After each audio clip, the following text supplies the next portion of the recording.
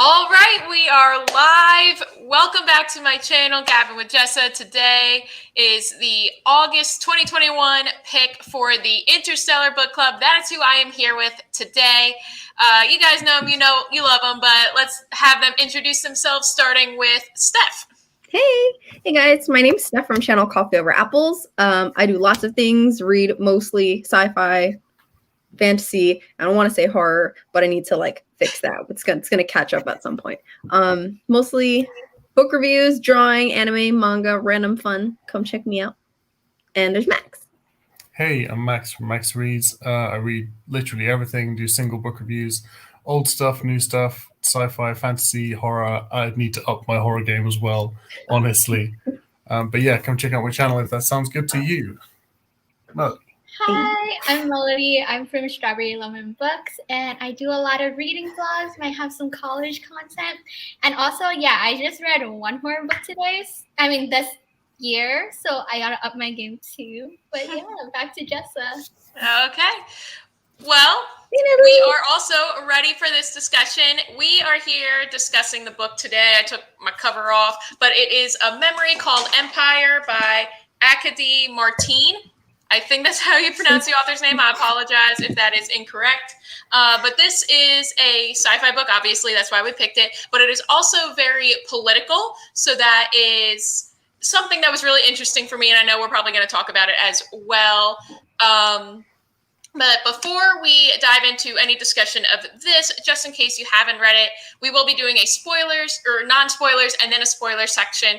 But I also just want to quickly bring up the book that we are reading for September, because the movie Dune is coming out on October 3rd, I believe. We are going to be reading Dune for the month of September. Yes, there are the books. I'm at my parents' house, so I don't have my copy with me, but there they are right there. Two of the probably 500 different kinds of copies that you can have. So that will be our September book. So just in case you haven't read A Memory Called Empire yet, or you are planning on reading it and are only going to stay here for non-spoilers, before spoilers, that's our book for September. And let's just jump into the discussion. I think obviously we should start with star ratings. But before we do that, I did a little research because I wanted to have a little fun fact before we started, because I've been hearing a lot of good things about this book. This is a book I've heard about before.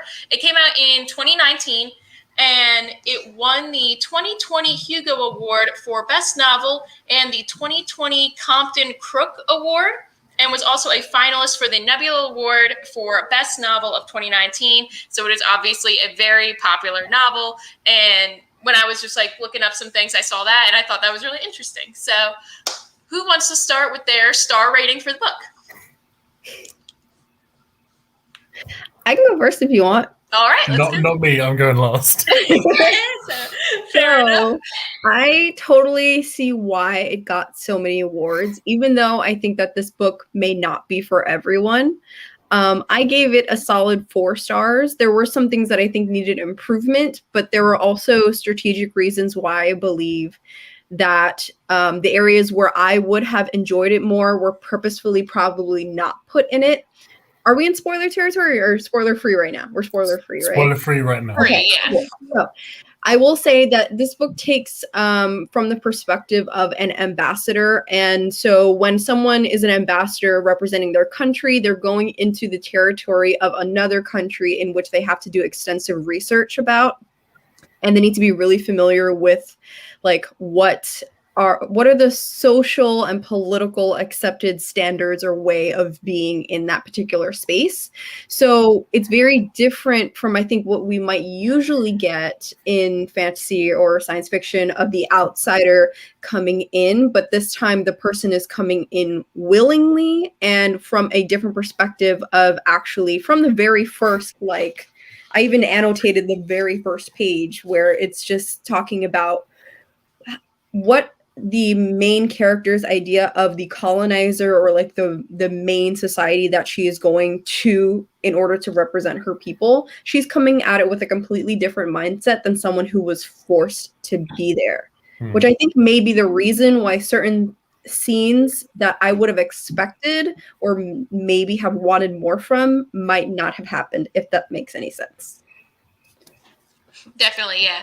So I gave it a 3.5. I haven't put my review up on Goodreads yet. So I put it down to a 3. I thought it was a very nice and average book. I very much enjoyed it. There were sections that I did very much enjoy. There were sections that were confusing to me or didn't hit me as well as I would have liked. So overall, I thought it was a pretty average book. I enjoyed it. I would recommend it, but it does also have a very kind of like specific kind of feel where for normal sci-fi, not normal, but like majority sci-fi people, if you really like the science part of that, this isn't really the book for you because there's science aspects with it being in a different world, but if you like hardcore deep science, this really isn't the book for you. It definitely leans more political science fiction rather than like science fiction.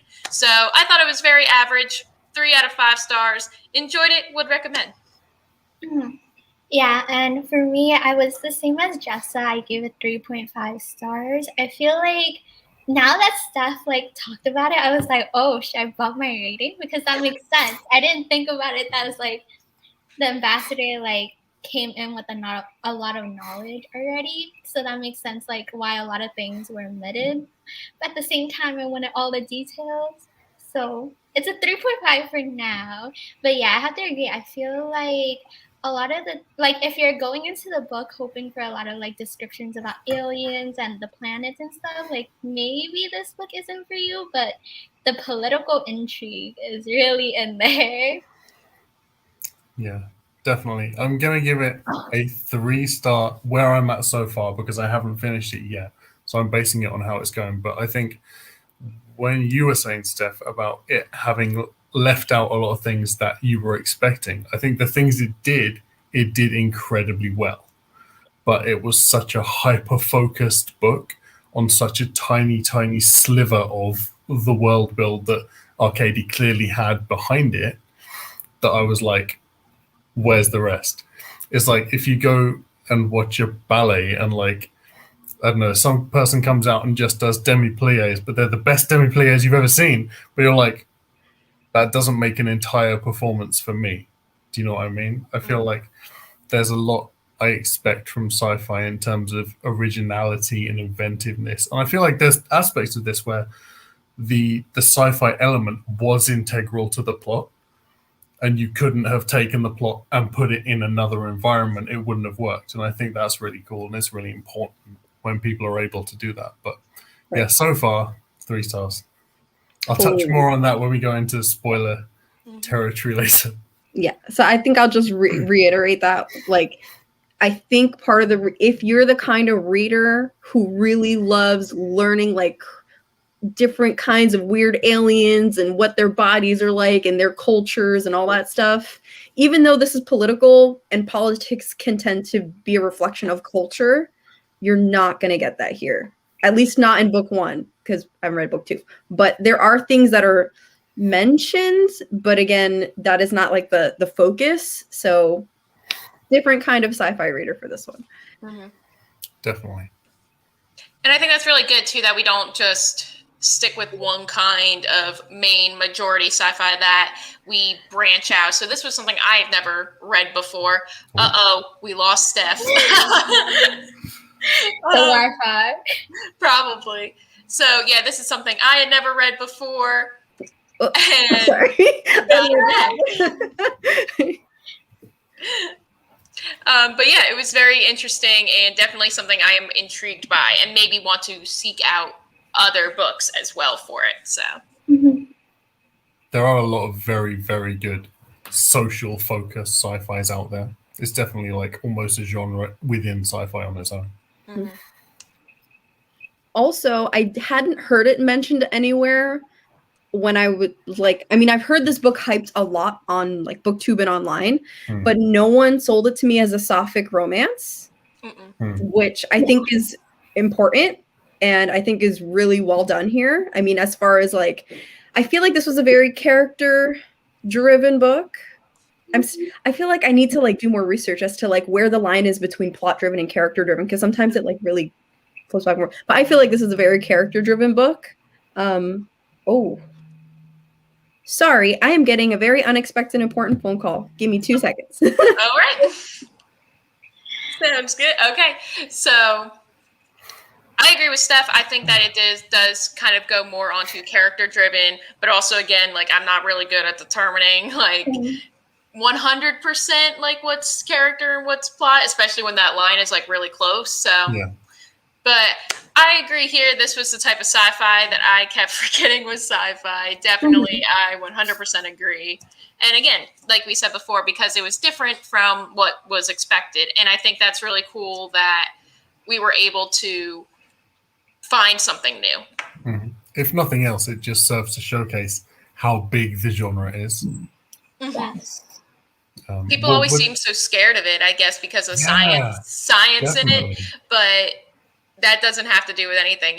We could still easily find more social things with it, and this is just a great example of that. So, and in the last 20, 30 years, the sci-fi genre has changed so much, and it's totally unrecognizable as what it was in the 60s. It's not the same game at all anymore. Mm-hmm.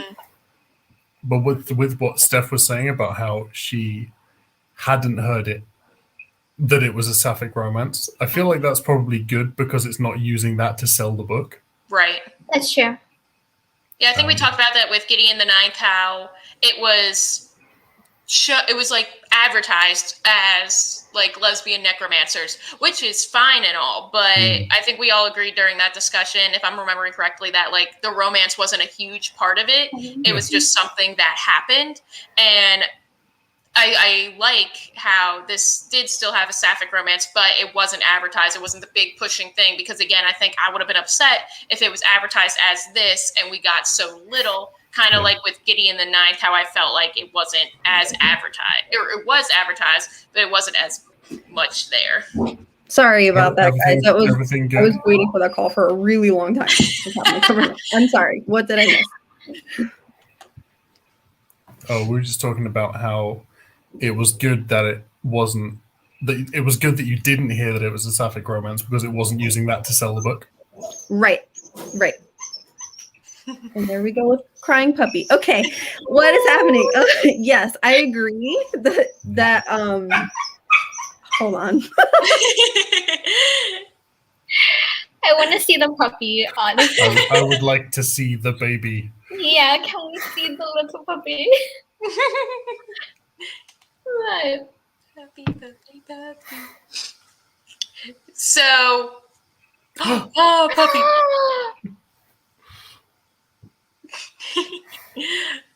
The puppy should just stay on Steph's lap the whole yes, life. The whole time. Yes. Oh my god. Look at the ears. Love it. I'm sorry, she's throwing a fit. She wants hugs. That is okay. Yeah. Yes, I agree. It's good that it wasn't sold as a sapphic romance, that it was sold for like the political intrigue and everything else. And yeah, she's huge. She's huge.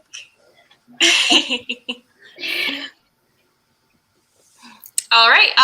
Is there anything that someone wants to mention or talk about in the spoiler-free section before we head into main plot and everything? No, let's tear this book apart. All right. That's what I like to hear. All right. If you have not finished or do not want any spoilers for A Memory Called Empire, please leave now and read the book and then come join us back here. You'll be able to rewatch it here on my channel, Gabbin with Jessa. But now we are entering spoiler zone. This is your last chance to leave. Okay. Hi. So I noticed that you put this in the Discord because even though I read this like all of yesterday and today, I like to go back through all the Discord messages. And one of the first things that like I also noticed that I know that you noticed, Steph, was like the dedication of the book. And usually I skip these because it's like to Joan, and I'm like, I don't know who Joan is. So it's like, this book is dedicated to anyone who has ever fallen in love with a culture that was devouring their own. And I thought that was such an intriguing like start to the book. And I know, Steph, you had some annotations on that at the very beginning. So yep, I wrote, is this Stockholm Syndrome? But then I was thinking about like what kind of role that must be, just thinking back to for lack of another example, when the pilgrims came over to the United States from Europe, right? And so they were forcing like Christianity and all their European values on the Native Americans here. There were Native Americans who learned English and were kind of like the mediators between the two cultures.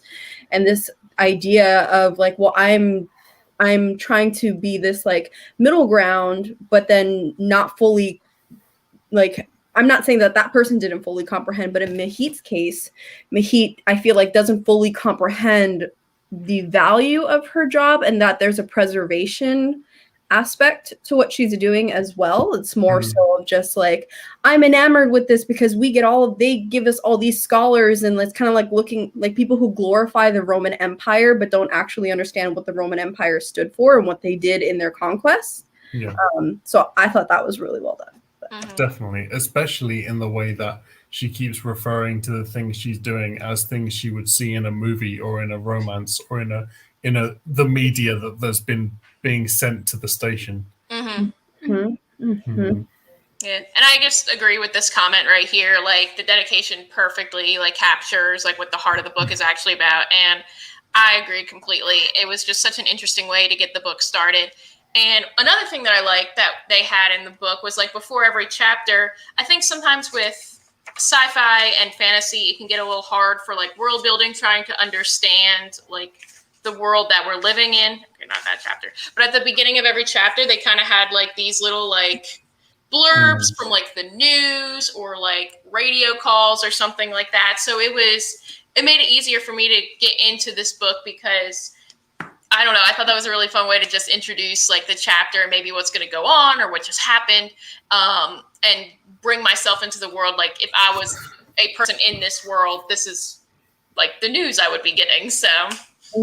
Yeah, I agree. I feel like sometimes in books, the little blurbs before chapters can be really dense at times, but I feel like these really perfectly fit into the book, especially since there were parts from like the Big Empire and parts from Liesel Station, and I was like, this is so good. How'd you guys feel about the interludes? Oh, I liked them. I really, really, really wanted more. Like, if this book had been alternate chapters between Takes Kalani and All Station, I would have found it much easier to read. I like them as well. I was concerned at first that they were just going to be used as like a place to just info dump since the entire book was from Mahit's point of view, but I think they were done really well. Yeah, definitely. Yeah. It put a lot of intrigue about like what is actually happening. Yeah. I'd be interested to hear the audiobook for this one, purely to see how all the different things were pronounced. Because I feel like there's so much ambiguity. Yes. I really like the naming system here. Like the symbolics of the names. And even though it didn't seem like they had a slave system here, but there was still a caste system. Because of the way that the names were used, and like that, this kind of like elevation of intelligence within their culture, I thought, ooh, I like it. It also is very foreshadowing as to like who, towards the end of the book, is going to end up being like a bad guy or doing something like, oh, this person's name is not at this level of like reverence, so they must like make some sort of like there's a reason why this person is not in power. Or whatever. How much can we spoil for you, Max? Oh, go ahead. Just spoil the whole thing. I'll tell you what I've got to. Can someone explain to me? This is my huge question and why I want to move on to book 2. I need to know why I don't know if I'm saying his name right. Xander, the person who was the Mahit's imago, who was like the predecessor before. Why did he love the emperor? Why did he love that man? Someone explain to me. The relationship. I don't understand. Do you think it was real love, or do you think it was love to facilitate something No. Yeah, it was. I feel like the emperor's love was to facilitate something. I feel I could be wrong, but Xander's love, I feel, was like pure. I love him, and I'm just like, wow. I agree. Yeah. The level of dedication I think is just Maybe it's just like the ultimate like representation of being so enamored with a culture. Maybe it's just the most extreme level of that. which is why I felt like one of the scenes that I would have really liked or I had thought about, which might have maybe ended up being cliche, which might be reason why it's not there, is like when Mahit happens to meet one of the other ambassadors at the dinner or whatever and gets invited to like go speak with the other ambassadors. And it seems like from what I read between the lines, which was like the entire book, that the other ambassadors were not as fond of Tezcalan, I don't know if I'm saying that correctly, as Mahit was. So I think it's probably a good thing that she didn't go there, because that's probably what I would have done as a writer. But by not going there, she's really dependent on deciphering how she feels about her admiration of this culture from other aspects. Mm-hmm. If that makes sense. Maybe you did just want power. Maybe. I think so. See, I can see that. I get that with his relationship with 19. I don't know how to say that. 19 Adze. Yeah. Like, I get that with his relationship with 19, that they're just like, we love power. Power's sexy. So whatever, let's do it, right? But with the Emperor, it was like, I don't get it.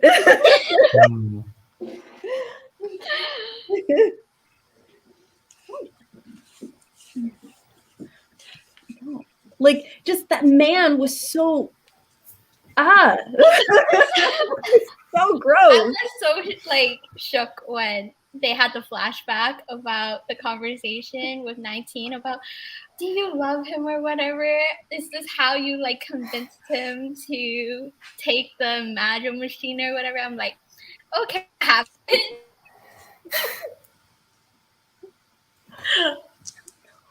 Oh my gosh. Let's see.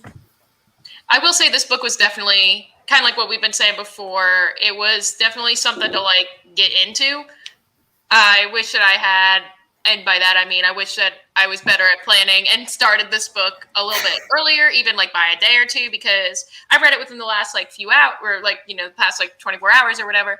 But I still think like this is definitely a sci-fi book that's kind of hard to read. Most of them are, but definitely kind of like reading in between the lines, trying to figure out things in between everything. So it definitely can be a struggle at times, which is why I think I gave it 3 stars, just because I think that I felt like I was either missing something or, like we said before, like something wasn't there. And so it definitely was all of that with like just everything. I was like, I feel like I need more information. I feel like half the book was really hard for me to get into, but once like all the action and stuff started picking up in like the middle of the book, it was a lot easier for me to like pick up the book again and just keep reading. Mm-hmm.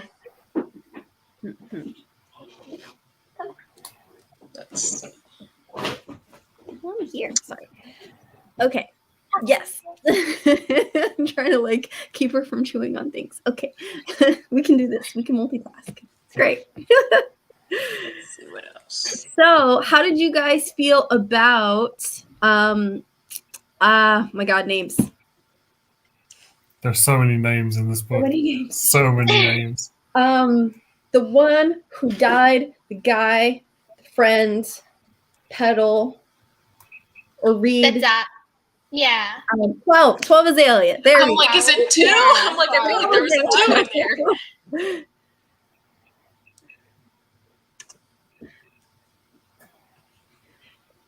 Yeah, everything I is in between the lines. I agree. I kind of was like ready for there to be a polyamorous relationship between Mahit, 3 Seagrass, and 12 Azalea. But then he died. I was like, oh, he's dead. I liked that we had some character kill-offs. Yes. Yeah. Always keeps it interesting. Yes. Also, the Emperor's death. I don't trust 19 at all. I think she totally knew what was going to happen. Like, no, nothing gets past her. She's way smarter than that. That whole like, oh my God, he's dying. I guess I'm in power now. Like, bitch, I don't trust you. Oh my gosh. Don't trust you.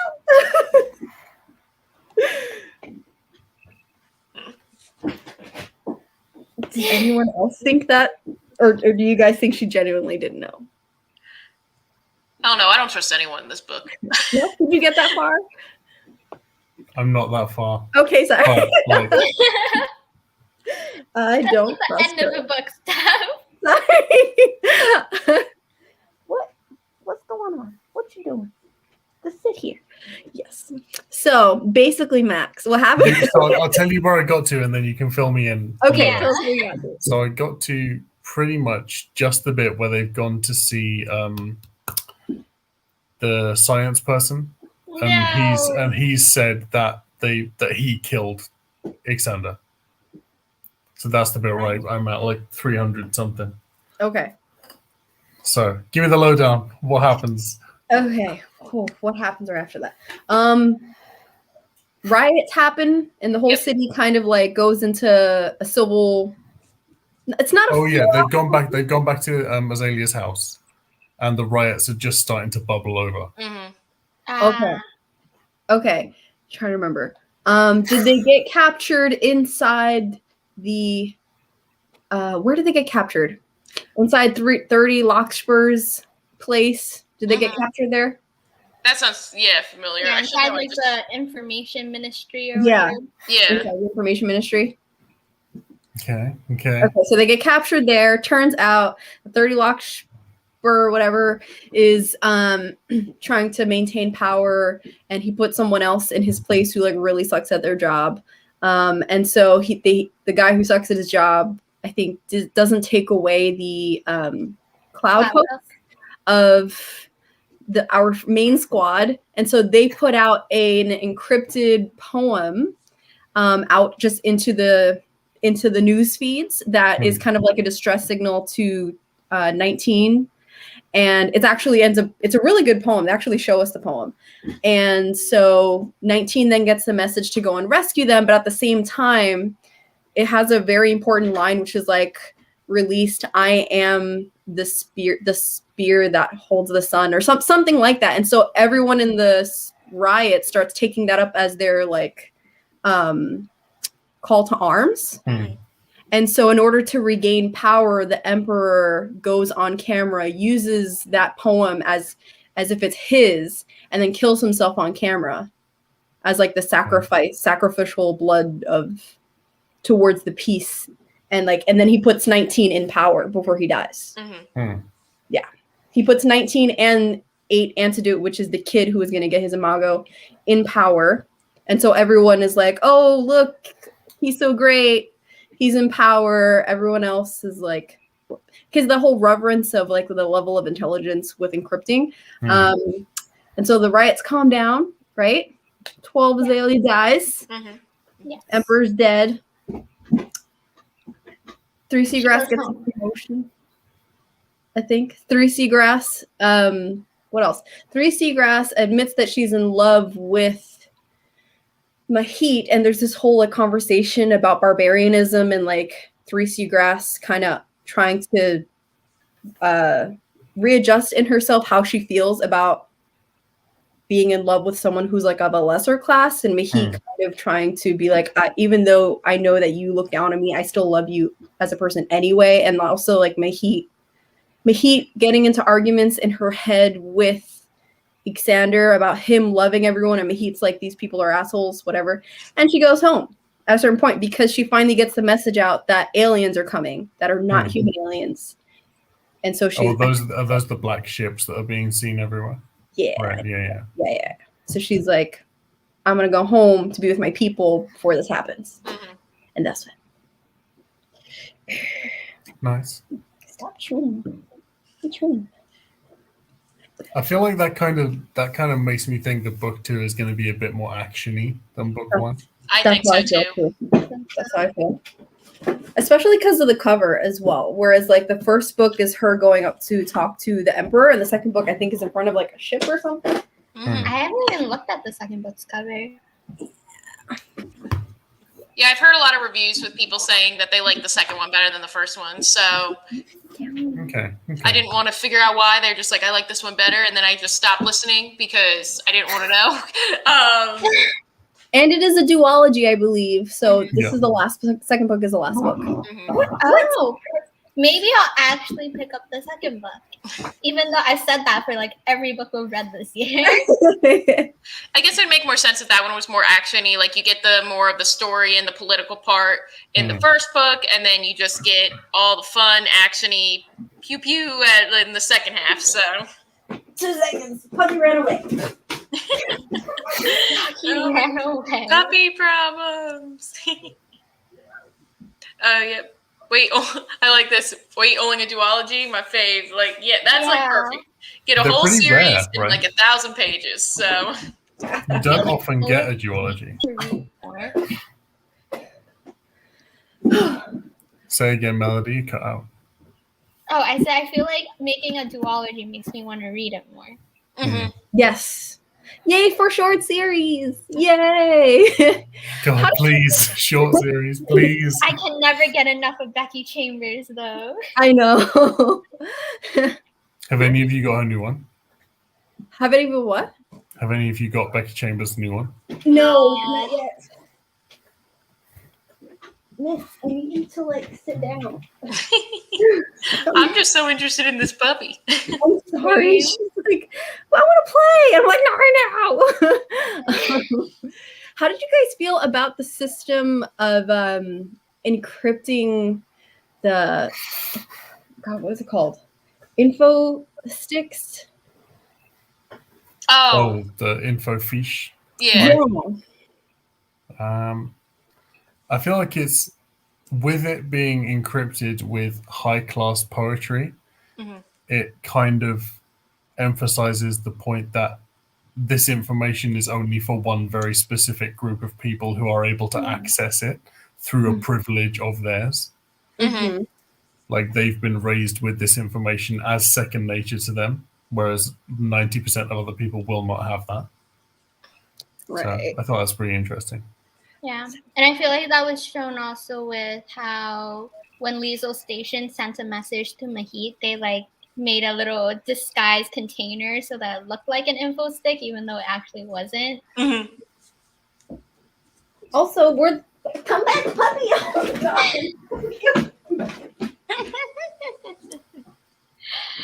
Can the puppy lead the live show? 'Cause Yes. I would Always, fall yes. for that. She's the real star. Yeah. Okay. So, well, we're going to try this. Okay. So, basically, what was I going to say? Yeah, I feel like it was really wasteful. Oh my goodness. I feel like it was really wasteful of them to have the info sticks when they could just, Yeah. I don't know. Yeah. At the same time, I know there was a lot of worry about people reading the sticks and how it needed to be encrypted, even though it was this like physical device. So at the same time, it was this open secret that if it's encrypted, but in a fancy way, you would still get credit for being intelligent. Yeah, I Maybe was it's just to represent excess, though. Yeah. Yeah, I was like, why didn't they send me holograms or whatever they had? Why waste the material to make the actual info stick, decorate it so that's all fancy, and then have it mailed over? Right. Yep. It is my puppy. Very important question. It is my puppy. I'm trying. She's supposed to be being babysat right now, but my partner's not home yet from work. So we're making it work. It's fine. Oh my goodness. What did you guys think of like the idea of like with Mahit getting Sanders? I don't know if I said that right. The like the memories from before. I don't know. I just thought that whole concept of like learning from your predecessor, even though they are like past. I just thought that was like the coolest thing. Just being able to learn more from someone who was in the position before you. It reminded me of like Avatar, like The Last Airbender, where like, like Aang can go and see, like, I was going to say Professor Roku, Avatar Roku, like the lives before. So that's what that reminded me of. And I just love that whole concept of learning from your masters beforehand, even when they are no longer around. So I don't know. I really like that. Was my favorite part of the whole thing. Just learning about like what was Emojo? I don't know. Mm-hmm.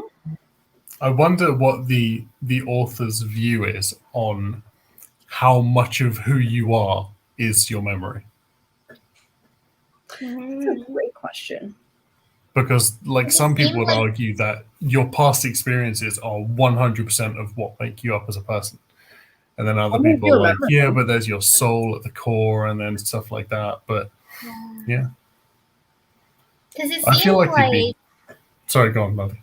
Oh, I was just gonna say it seemed like a actual like person in their head, like talking to them, and like it still had the personality of the person before. Yeah. So that's really interesting. But she says that's only meant to be temporary. Mm-hmm. She said that there's the conversation initially and then you blend together. I feel like I'd be hesitant to take on that kind of thing because I feel like it would just be turning me into a completely different person. Right. It'd be nice if there was an ability to like turn it on and off. Yeah, definitely. You needed it. But I did like that they talked about how back on her station that they had psychologists and people who were part of the longer process of adjusting it. Mm-hmm. That was super important. It's like barbarians, but we still do this much better than you do this. The frustration, the amount of microaggressions that Mahit had to go through was so painful for me. Like, I wanted to scream every single time. And there were times where she just kind of like took it, and I feel like more towards the end of the book, she's like, I'm getting over this. I'm really tired of this. But I also am a little bit concerned as to whether that was a part of her training and preparing to be an ambassador. Like, I would think that this is a conversation that would have to be had. Like, this is what these people think about us. This is what you're going to experience. Mm-hmm. But I feel like maybe she loved the culture so much, she thought that once she got there, it wouldn't like actually be as bad as they say it is. Mm-hmm. Can you just relax? I feel like I would like to think that if something like that was happening to me in real life, like I would, being able to take it all in, kind of like he was just kind of like, dealing with everything. I feel like I would like to think that I would just be so calm, cool, and collected about it, but I know I wouldn't. Either during or after, I would just wouldn't be able to deal with it. If I saw the Emperor, I would have freaked out. I'd be like, faint on the stage. It'd be the most embarrassing thing ever. Like starstruck.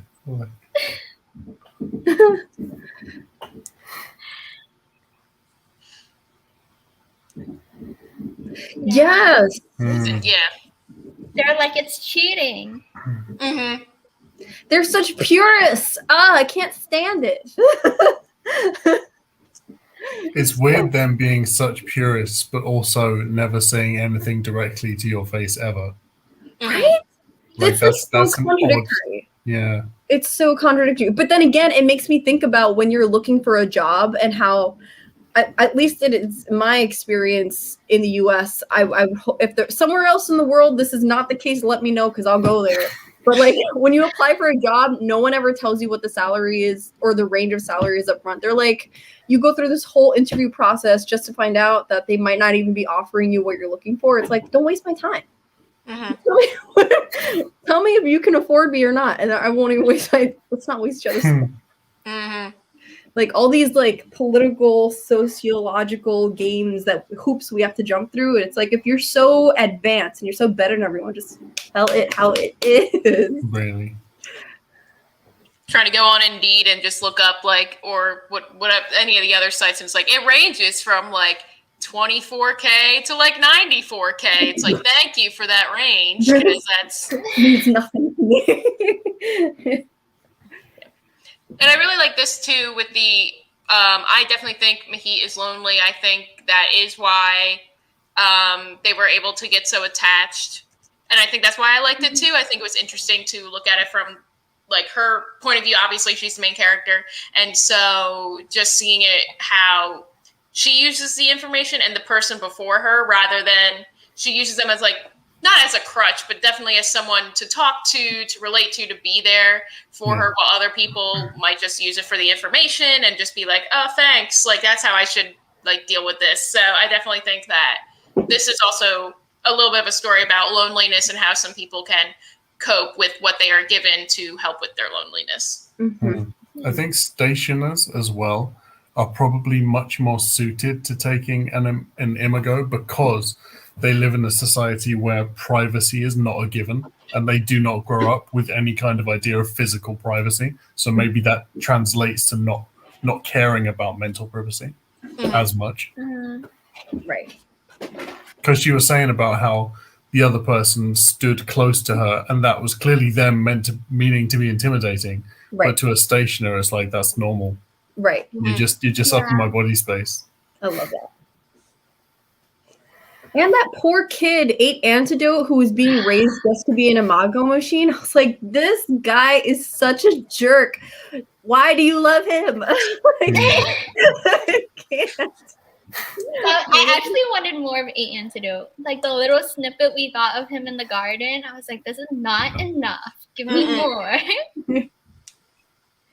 But the idea, I feel the idea of a 90% genetic clone or whatever, I was trying to wrap my mind around that. And I feel like somebody mentioned that on Discord too. Yes, the 90% clones. Yeah. So it made me question, because we know that that A antidote is like more than 90% or something like that. So he goes against those rules. But like, how common are clones in their society that this has to be a regular thing that's announced on incoming flights? Like, are clones just rampant? What does that mean? Are the Sunlit? What are the Sunlit? Are they actual people, or are they like robots? I think they're people. That's what I mean. I was also confused as well. I wanted to lean like, I think that they're people, but it was also tricky. So I think that in book 2 you're going to find out that the Sunlit are people that have had neurological implants, and they're not as illegal as everybody says they are. That makes so much sense, Max. Max called it right now for those of us who read book 2. Oh my gosh. That would make a lot of sense, because they're just so almost like automatons. Yeah, they're like a hive mind. Yeah. Yeah, because that would add in the level of the Empire being complete hypocrisy as well. I mean, they kind of already are. Yeah. Yeah. Maybe. Yes. Yeah. Speaking of things, can we talk about for 1 second the scene that I went off on the Discord about the one character having her own baby, the kid named Map, which I thought was like so cute that his nickname was Map. But this whole like that Mahit was like, oh wait, like why would you want to have your own kid? Because then you would have to stall your career. And I was like, tell me more. Tell me. yes. Then you would have to stall your career. Oh my gosh. If I give her my slipper, she won't run away. We'll just that. I love how she was like, before I gave birth, I spent 3 years getting jacked. Yeah. Yeah, no, seriously, like I've thought about that. Like, if I decide to have kids at some point, I want to be as healthy as possible, which means I probably have to spend a few years beforehand, like getting my body into shape so I can recover easier, better, faster, go back to work, to make sure that I'm in the best shape that I can be the best parent that I can be. But that's something that only women have to, like, majority think about, because it impacts our body more. And also thinking about how that like decision is not supported by our government here versus in other countries where it's incentivized to have kids. Like, I was so triggered. It's not even funny. Not that I'm not gonna have kids right now, just so everyone knows. But you know. I was like, oh my god. Yeah, it's definitely something that very well might not even have been thought of by a male author. So. I have questions in here. Hold on, let me look for them. Yes. Oh, okay. I wrote, wait, they study poetry but do not have their own poets. What does this say about servitude in the arts in Texcolani society? What do you guys think? They don't have their own poets. What do you Nope. mean? I highlighted a line here. It says, on LaSalle, we have been a candidate for an imago line of poets if LaSalle had such a thing. Oh, okay. Yeah, there's this whole thing, though, the whole way through about Texcolani deciding what media they do broadcast to LaSalle. So it's totally like, I think it's interesting as well because that calls up questions about how much you can shape a population purely through censorship. Exactly. Exactly. I think it's very much like I went back and forth through different sections of this book. I was like, who is the author using as a reference? Is she talking about American culture? Are we talking about Chinese culture? Are we talking about North Korea? Are we talking about Russia? Like, there's so many different, I think, pieces of societies that she's pulled from different areas regarding censorship and social media and availability and accessibility. I was like, oh, wait. But it very much felt to me like she was being accusatory of a system rather than accusatory of a culture that we have today that exists. Right. It's like these are the problems that arise if you have this kind of society. Right. Yeah. Exactly. I think it's definitely grabbing. Pointing fingers. I think it's definitely grabbing from like other cultures as well, because I just quickly looked up the author. Like, she's from America. She was born in New York, but she's also a historian, which I think is an interesting thing to take into consideration when now like thinking about like these books. And it's definitely like you can see now how much research like went into this, so that way you can pull in all these different ideas for the sci-fi, knowing so much about history yourself. So that just makes this so much cooler. I'm looking for more questions.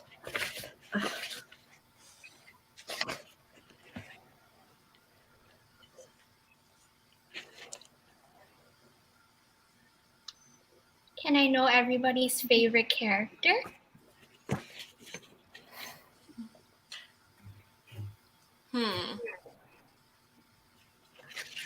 As far as I got, honestly, like, even though they're not good, it was 19 Adisa. Me too. Yeah. Definitely the most interesting, so. Me too. I may have to go with that as well. Because like no one stood out as like a favorite, but definitely 19 stood out the most interesting. So I think there was definitely a case of like flower. sorry, poison flower. That's cool. I was gonna say it definitely felt like it was the main character and everybody else had a much lesser role in the story. It didn't feel like it was a shared spotlight. So it was very difficult to get like a full view of anybody else. That's true. I was a little bit confused. This part did go over my head a little bit with the whole One Lightning thing and like who he represented and where fell into that. So was it going to be a 3-sided revolt, like between? What? You have opinions, I know. like what? Or was 30 Larkspur and One Lightning on the same side? I was a little bit confused by that. I don't think so. So I think from what I saw, it was 30 Larkspur knew that One Lightning was gonna like also revolt, so he took that opportunity to like take power before One Lightning did. Yeah, because when One Lightning is on the TV, he instantly accuses Larkspur. Doesn't he? When he's on the news broadcast, he's like, Larkspur is power grabbing, like straight up to everybody. Yeah. So no, I don't think they're on the same side, but I think you're right that one went for it, so the other had to. Gotcha. We have this, which I like. I thought it was funny. Yes. I was a little bit like 12 Azaleas. Just agreeance and level of commitment to the whole situation, even though we didn't get to spend a lot of time with them. I would have liked more. And also that this all happened really fast, like in the span of a week. And so I like that there was still a sense of Three Seagrass not fully getting over her prejudices at the end. She's like, I still believe in what I believe in, because you can't expect to undo an entire lifetime of indoctrination and prejudice, or just being taught hate. You can't undo that in 7 days. So like, I thought that it was nice that at the end it's like, it's unresolved, but they've kind of agreed to like meet in the middle. Just like, we'll agree to disagree, and I still care about you, so that's why we're agreeing to disagree. And I like that too, because that's more realistic. Some people will change their minds after a day or a week or whatever, but that's just not realistic, especially if it's something you've grown up with and are experiencing for the first time. Like if you leave your small little hometown and then you learn something new about the world because you go away to college or whatever, like it's still going to take time for you to realize like maybe your way of thinking wasn't the correct way, or there's another option to your thinking. So I definitely like that because it was more realistic than just being like, hooray, everything's solved. Like, so. No. No.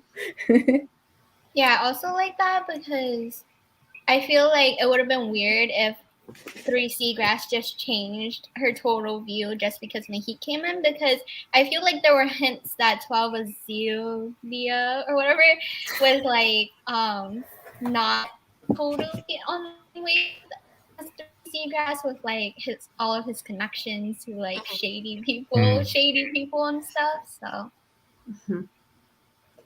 I have a line that I highlighted on page 399 that I was like, damn, that's a great question. Someone is asking this question. I don't remember who, but the question was, is personal or institutional violence more threatening? Ooh. Good question. I don't know. Can they be separated? Can one exist without the other? I think maybe institutional violence excuses personal violence and makes it more acceptable. It creates an umbrella for personal violence? Maybe, yeah. So people feel like if violence is the norm, it's less bad for me to do it. Mm-hmm. But institutional violence is seated in personal violence. So is it more of a like what came first, chicken or egg kind of question? I think everything is gonna come from personal first. It's there's a problem. There's always one asshole like right at the middle. Right. Like that started the problem. Yep. Right. Yeah, I think it must be like kind of chicken and eggy though, because even then, the person that started the problem, what led them to think that was an acceptable thing to do? Mm-hmm. You could go on forever, maybe. Go back to the first cavemen. It's just like out of nowhere one day, one caveman's like, I'm going to punch that guy in the face. Literally for no reason. And invented institutional violence along the way. oh my god. So messed up. Oh, great. I got more quotes. Sweet. I had like 4 quotable moments. If you sit down, I can find the quote, please. Excuse me. It says, order is a flower blooming at dawn, and dawn is breaking now. And I was like, oh, that's so good. Nice. I like that. That is great. What else? I like the idea about the mind being a star chart in reverse. It says an assembly of memory, conditioned response, and past action held together in a network of electricity and indoctrined signaling, rendered down to a single moving point of consciousness. 2 minds together each contain a vast map of past and present, a vaster projected map of futures, and 2 minds together, however how close, however how intertwined, have their own cartography. It's like, oh, you just reminded me of something I picked out in the book, where when they go and watch the evening of poetry, one of the people that says a poem, their poem contains the first line of the book. Wait, what? What? So there's something, one of the people's poems says, in Text Kalan, these things are ceaseless, star charts and disembarkments. And that's the first line of the book. but it's in one of the poems that evening. Oh, I Oh totally my remember it. Good Huh. catch. I didn't notice that at all, Max. I'll find it and I'll put the page number on the Discord. Because I was like, wait, is that relevant? Hmm.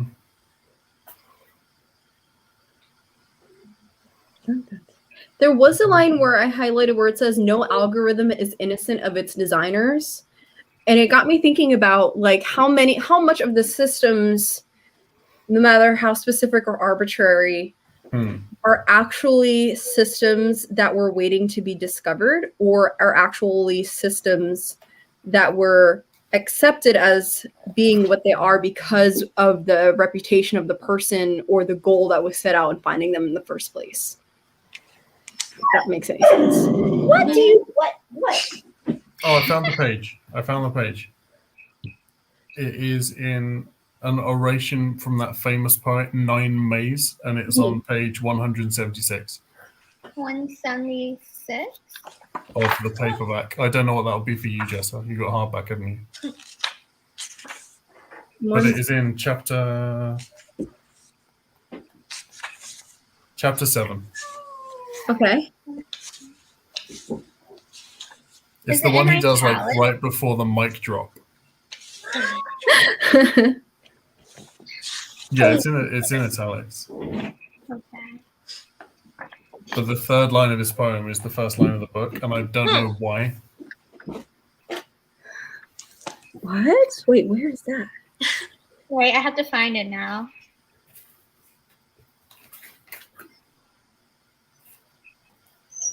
Hey. Yeah. Oh God! Now the cat's talking to the dog. What do we do? Ah.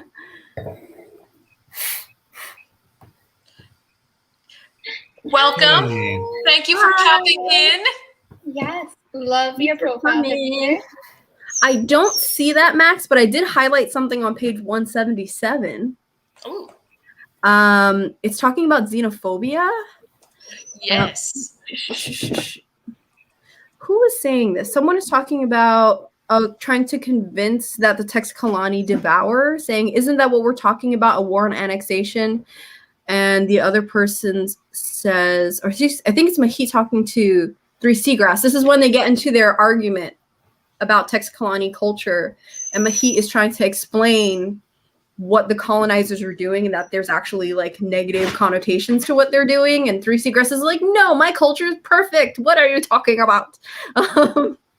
But saying that it's not devour would be if we were xenophobes or genocides, if we didn't bring new territories into the empire. And then she kind of suggests to Mahit, like, oh, you should just become like Tex Kalani, like get a Tex Kalani name and get citizenship and like speak in poetry, like just totally disregard your culture. Like, girl, do you not understand her job? Do you not understand your job? Like, what are you doing? What do you think an ambassador is? Oh, I found it. It's on 174 for the hardback. It's like the little paragraph thing in italics. The last line of it. Ah, yes. That's such a nice catch, Max. Good catch. So I got really triggered by that like section there because I feel like I hear that all the time, at least here, especially like being a Hispanic person working in like, you know, minority communities, hearing people say, at least to my family all the time, like, oh, just become an American citizen. It's so easy. You just fill out some forms. I'm like, no, it is not that easy. You have no idea what you're talking about. It also depends on what like culture you're from, because certain countries will get citizenship faster than others. So it's like, is Seagrass really educated in what that means? Like why I'm really curious as to why she took this job position if she's not really spent time to get to understand the culture of the people that she's working. I think it's literally just because she has this stupid romanticized ideal of what it is. It must be. And I think that might be the whole message of the book, the warning that like that is a bad idea to have in your head. You shouldn't have this like feeling towards something like that. I don't know. Well, her and Mahit both came in with this really over romanticized idea of each Yeah. other. Mhm. 100%. Yeah, because the end of the book was with Mahit being like, "Oh, I think you should take the other position, the higher position, and use me as the stepping stone that you were gonna use me as."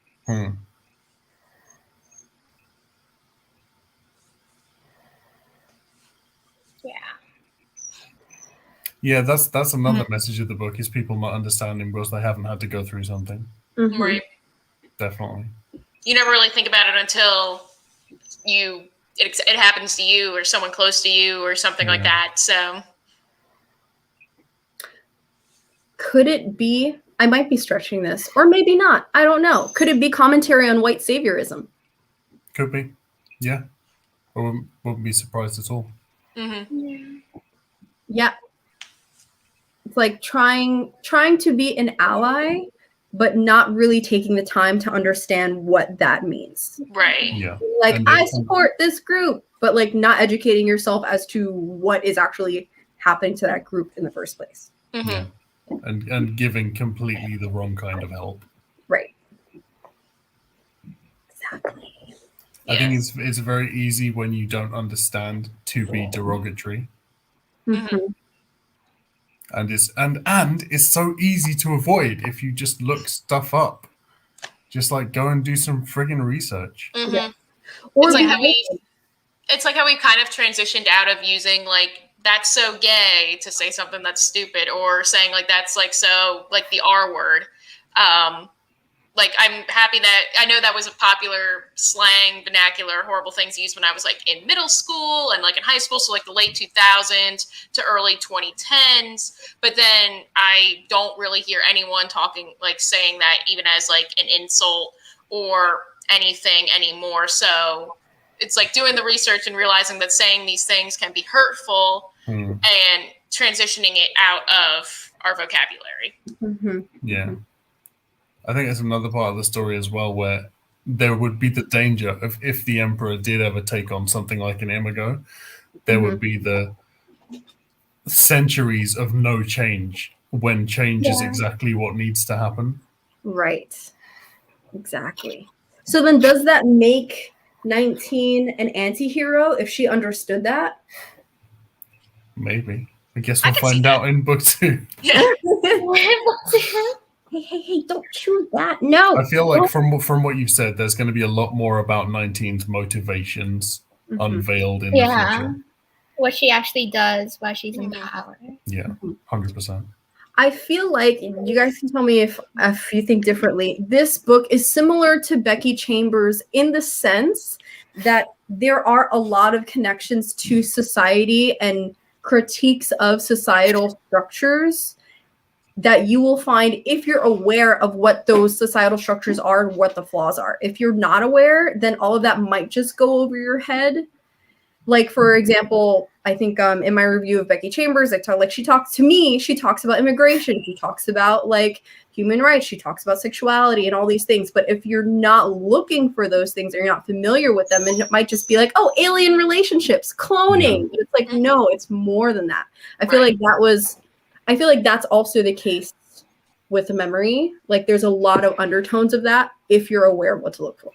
I think with memory, the difference between this and Becky Chambers is like Becky Chambers is like, here's some broccoli, it's good for you, you got to eat it, we're gonna like cook it nice, put some nice sauce on it so it's like good to put in your body, and then at the end of it you will have eaten some broccoli. And then like Arkady Martine is like, you sit down, you eat your freaking broccoli right now. Like holding a knife at you, like see this? It's broccoli. You still ate the broccoli in the end, though. either way it's inside you. True, very true. Similar goals, but two totally different ways of approaching it. Coaching it, yeah. Definitely. Okay. What? Yeah, I love broccoli too. No, don't even try. I like broccoli too. It's a terrible example. No, it was a great example. I mean, if it would have been Perfect. more spot on if it was celery, because I hate celery, but that's okay. Celery's not real food. You said celery is not real food? Yeah. Just water in chewable form. Right. It's just crunchy water. Oh my god. I feel like people who love celery are diehard, like, I love celery. Yeah. There's nobody that's like, There's celery's a- alright. There's no in between. All right. Any last minute thoughts? We have hit over the hour mark, which is awesome. Hey, no, go away. We've done pretty good. Sorry. I Just will do be another fully half back hour on the puppy Discord. content. The puppy was the star, the real star. Yes. Yeah. Is she? Yeah. He's ready for lunch. All right. So if that is all we have to say, thank you guys so much for joining us. Or if you're rewatching this, thank you for hearing all of our thoughts and opinions and everything. Don't forget, next month for September 2021, we are going to be reading Dune because the movie is coming out. Are you guys planning on watching the movie? Hell yeah. Absolutely. I will be vlogging it in theaters. I will. Don't film it in theaters. That's super illegal. No, I'll vlog myself in front of like the poster outside, and then I'll maybe like vlog myself standing in front of the screen, like opening. Okay, bye. Ooh, maybe I'll do that too because I'm definitely going to go and see that. So, all right. Thank you guys so much for watching. I will have everyone's channels listed in the description down below. Make sure you check them all out. They are amazing creators. And we'll see you next time on Melody's channel. That's where we will be discussing Dune. So join us there at Strawberry Lemon Books. Thank you guys so much for watching. And until next time, bye. Bye. Bye.